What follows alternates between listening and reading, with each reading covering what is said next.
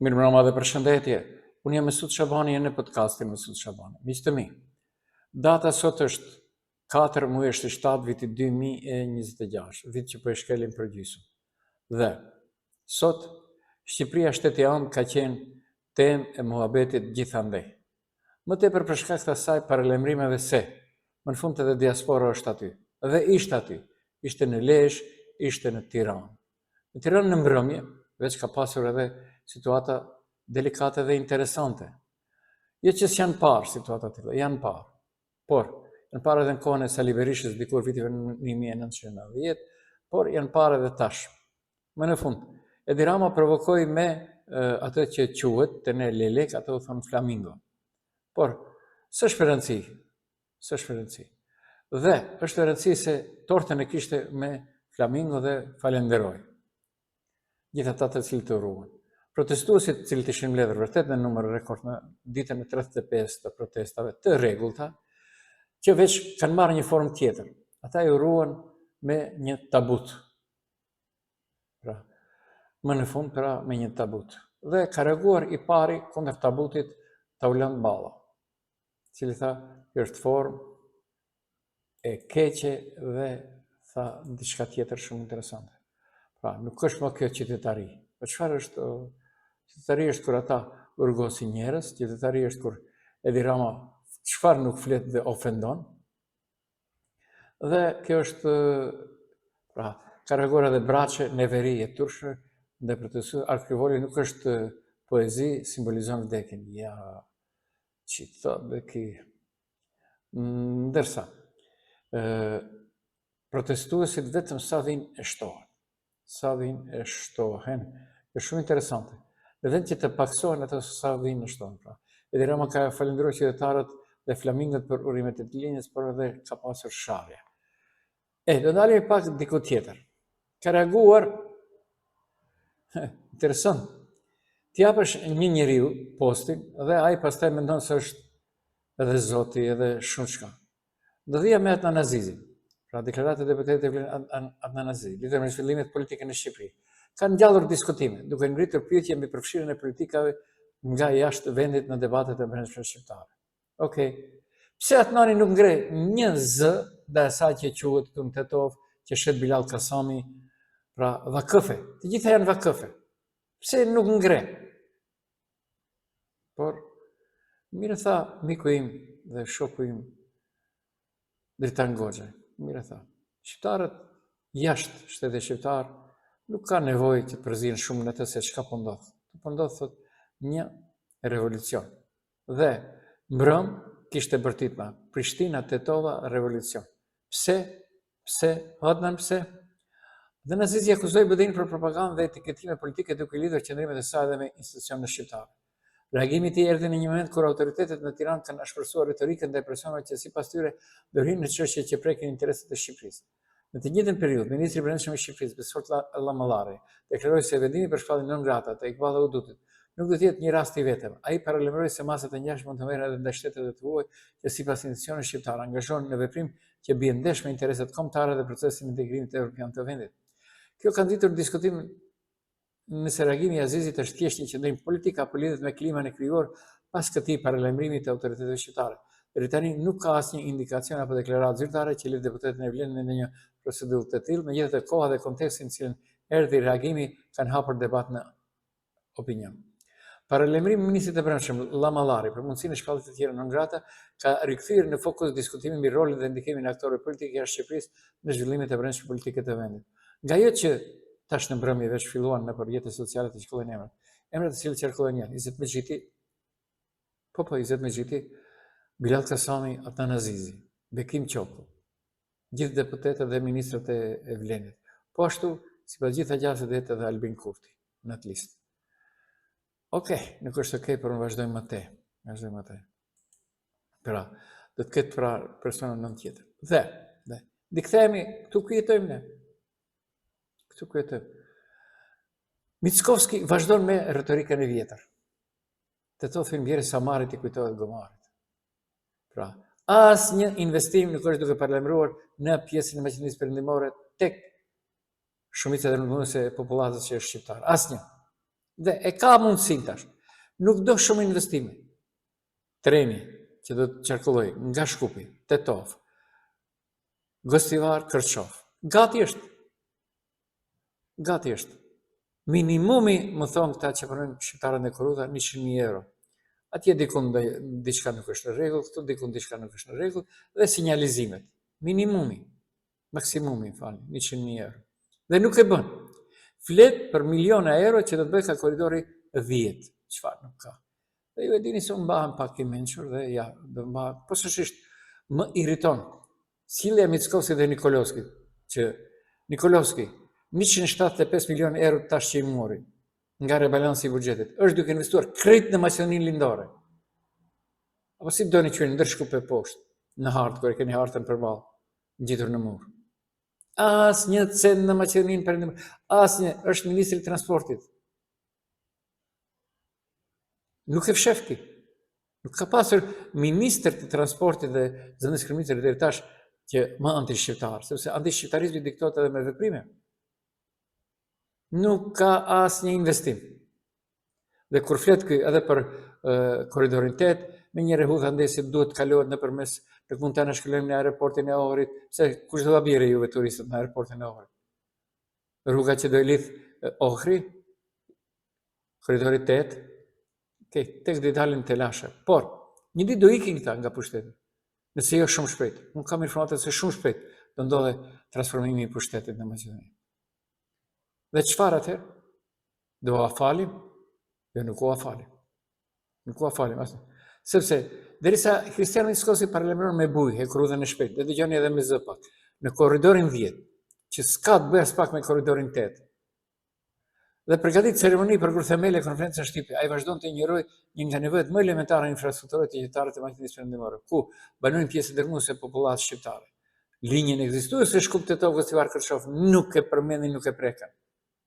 Gati është, ka funksionuar kjo qysh në viteve 1930. Kjo e Korrudhë nuk kërkon premtime miliardërshe dhe projekte për fotografi elektrane. Ajo kërkon vullnet vetëm politik, riparim të shinave, modernizim të sinjalizimit, siguri dhe kthim të një transporti funksional për mira qytetarë, studentë dhe punëtorë. Por duket se për qeverinë aktuale, Maqedonia Perëndimore kujtohet vetëm në fushata zgjedhore dhe te taksapaguesit.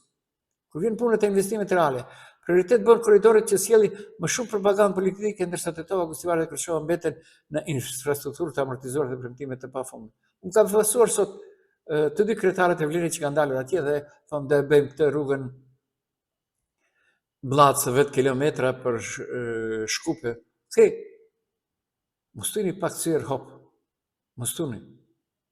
Është rinike të flitet për tren të shpejt kur shteti nuk arrin të mbajnë në standard minimal një linjë ekzistuese që të qendrën me pjesën më të populluar të vendit. Kjo nuk është vetëm neglizhencë teknike, është mesazh politik se zhvillimi nuk shpërndahet në mënyrë të barabartë. Pse nuk dalin të thujnë Mickovskit, Vleni, ka dhe një tren që është ekzistues, e Korrudhë.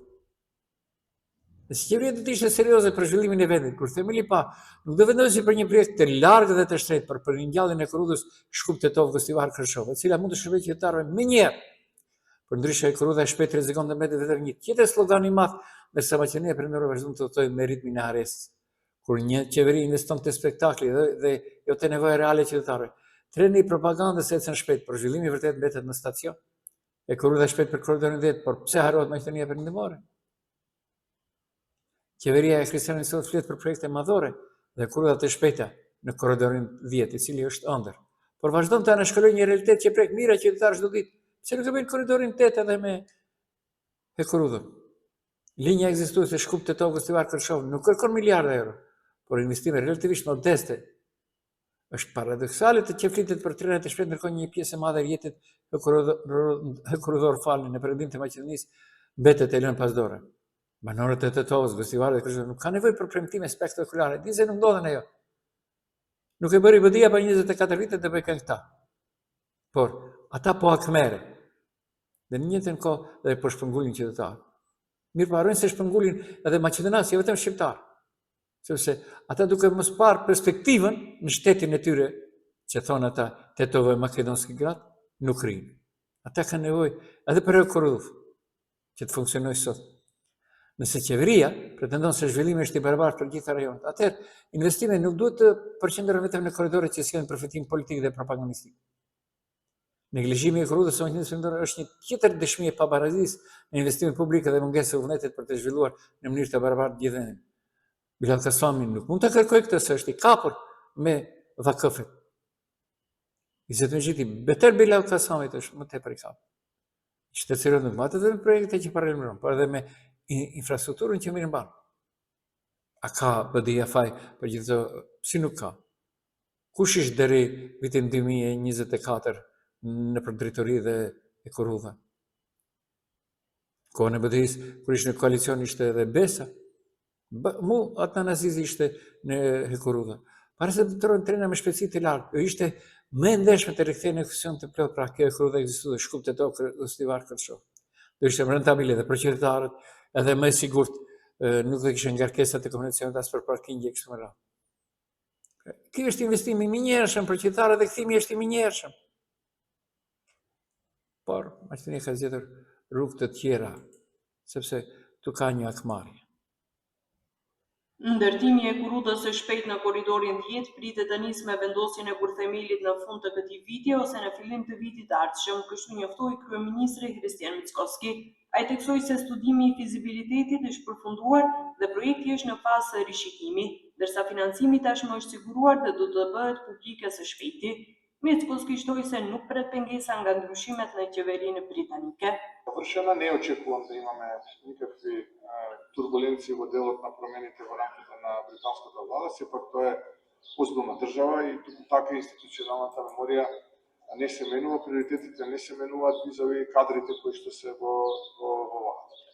Kryeministri Mickoski gjithashtu foli edhe për interkonektorin e gasjellësit me Greqinë, për të cilin tha se pritet të përfundojë në gjysmën e parë të vitit të ardhshëm.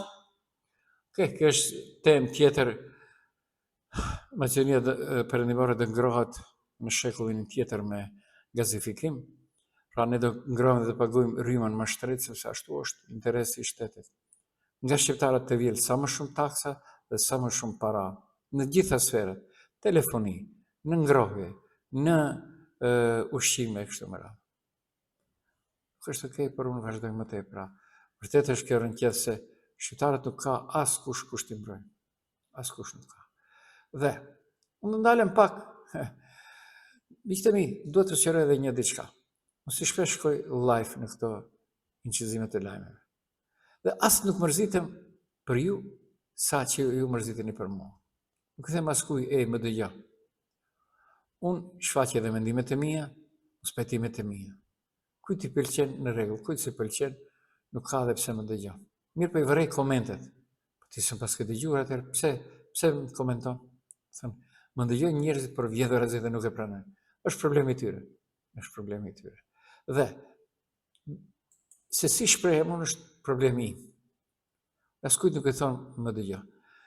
Më ka rastisur këtyre ditëve që të hasi në shumë mini komente lidhur me atë se ja, po bëhet problematike mësimi në malësitë të Sharrit. Nuk ka nxënës. Nga Veshalla, nga Bozovca, mësuesit i bijnë në Reçicë. Nxënësit janë shpërngulur më tepër në Reçicë të vogël, në shkollën qendrore Besa. Dhe më kanë lodhur duke më thënë, pse nuk ju e keni partinë në pushtet dhe vëmëron? Surrogatin e saj Vlenit. Ta du t'i thonë, pse nuk lëni një njëjta situatë edhe të shqiptarët dhe të maqedonasit?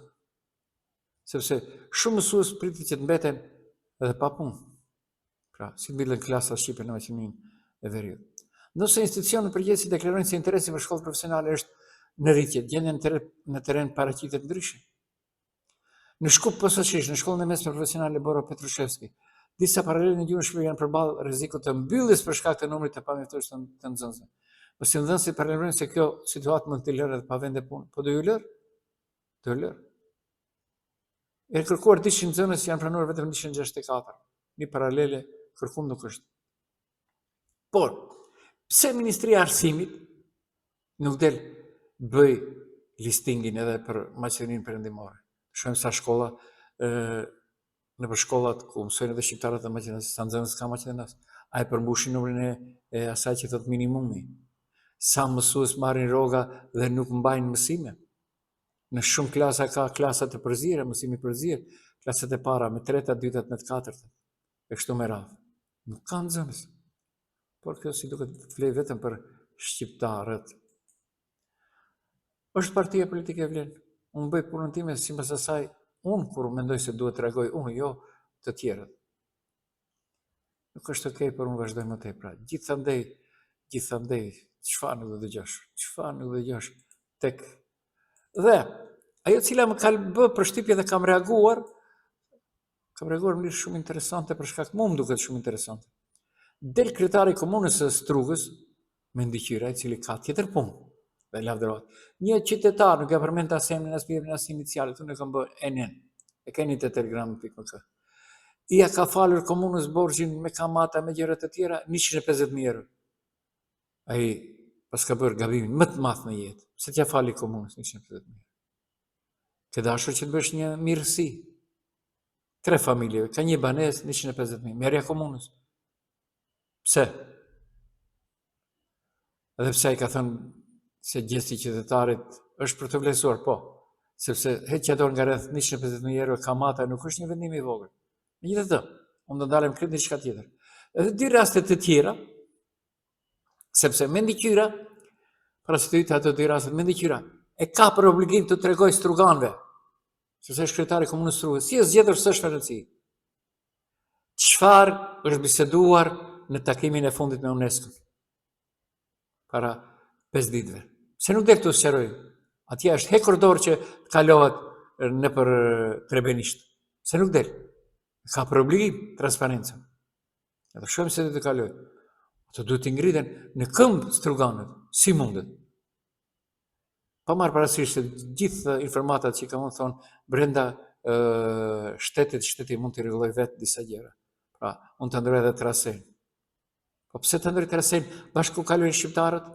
Ku kalojnë nga shqiptarët, po të nxjerrim andej ata nga Ohri, pastaj nga Ohri në ja thot Nikolovski dje. Po e bëjmë autostradën Kërçov Strugë dhe prej Kërçove do shkohet jemi duke bërë autostradën Manastir Prilep. Pas të rëshovilizëm nacional. Por, në ndalem prapë të kryetari i komunës së Strugës. A e ka për obligim që t'u përcjell qytetarëve të Strugës, është kryetari i Strugës. T'u sqaroj. Dhe ata duhet të kërkojnë të gjitha bashkitë lokale, siç e kanë në një takim ku i mblodhe dhe i dribloi si Xheçi, tash duhet t'i thras dhe të tregoj se aq mundi, nuk kam kapacitet as intelektual, se më rrezikohen bizneset e mia, se ka biznese me trim lumi. Në Orë, gjithandej në Shkup. Pra, qytetarët kanë të drejtë të kërkojnë transparent të plot. Dhe kështu. 2 raste tjera në Strugë të luhatin. Dhe interesante, kur BFI dhe Ministrinë në PRMV i ka kapluar heshtja për pronët e vakëfeve dhe biznesit. Ko më parë në Strugë, humanisti dhe bëmirësi Jusuf Tafilovski i ka dhuruar një pronë vakëf si vakëf tokë Ministrinisë së Bashkisë Fetare Islame në Strugë. Ky donacion u zyrtarizuar gjatë një takimi me Ministrinë e Strugës Adi Efendi Mërtishi, ku u vlerësua rëndësia e këtij kontributi për të mirën e përgjithshme të komunitetit. Okej. Mbase Ministria në Strugë nuk është si Ministria në Tetov. Për herë të parë, Ministria e Strugës pajiset me veturë zyrtare për lajmin ditë, dhurat nga Haxhiu Bekim Mena. Është për ta përshëndetur.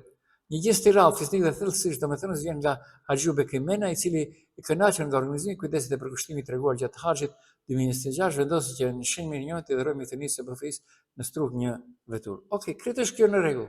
Kush nuk thotë jo? Mbase Ministria e Strugës së krijoi diçka tjetër nga Ministria e Tetovës dhe Shkupit. Dhe ka dalur ai Babaxhani. Ka dalur ai Babaxhani, e pash një reklam, nuk do e përmendi se për çfarë bëj fjalë, por Reisi.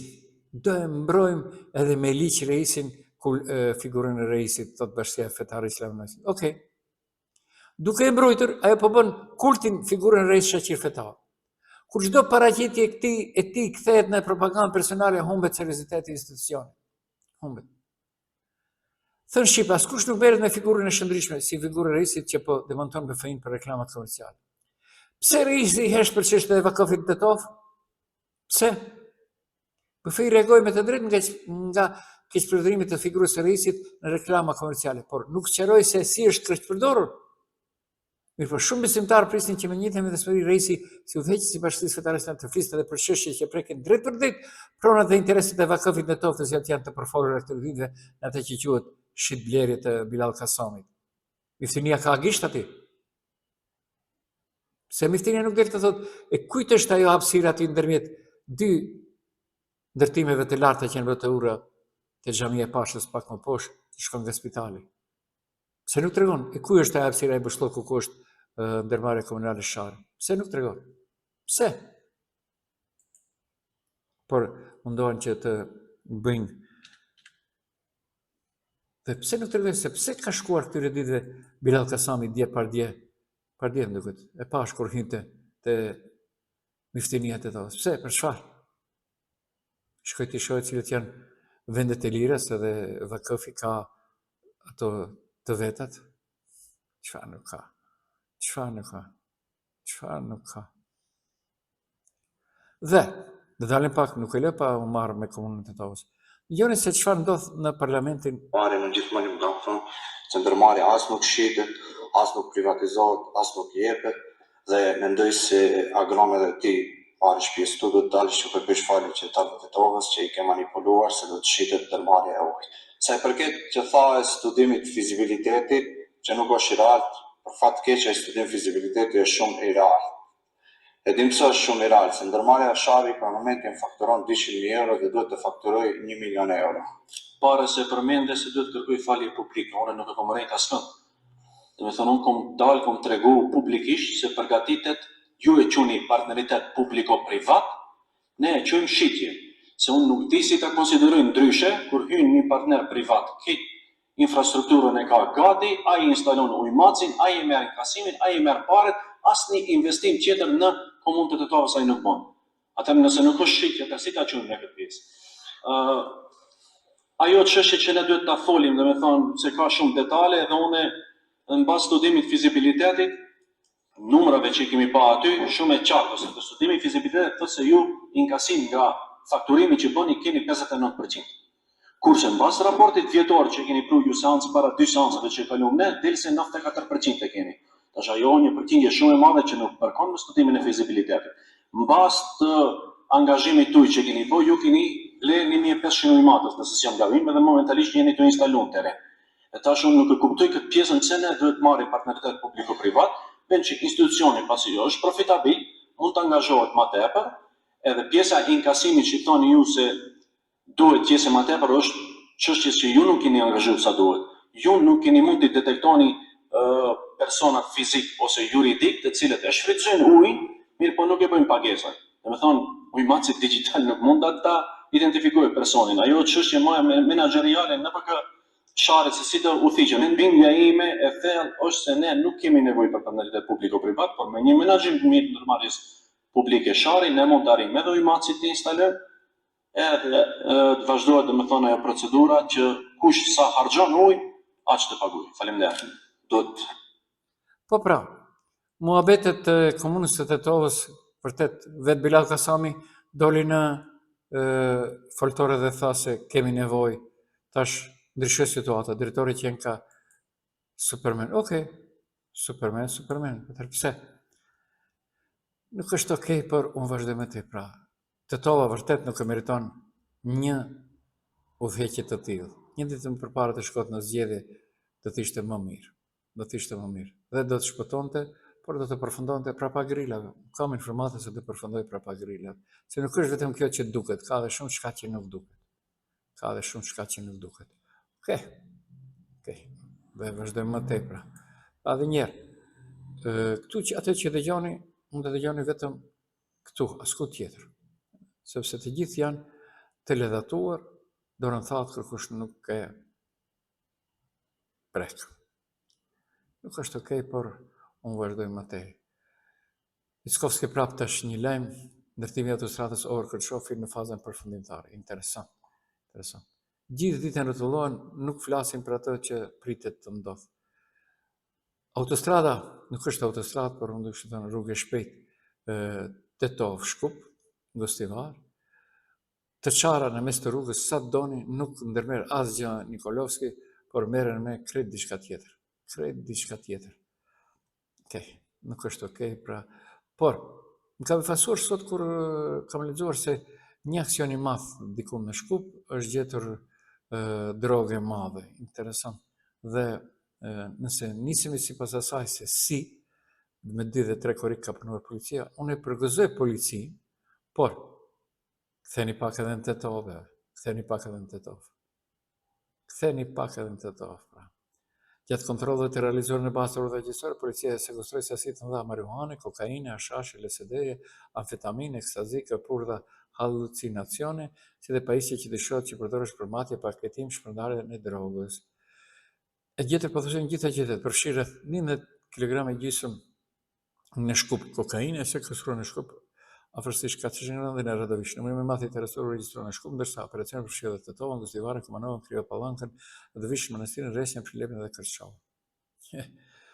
Dhe nuk është për të qeshur, por është për të qarë. Për të qarë.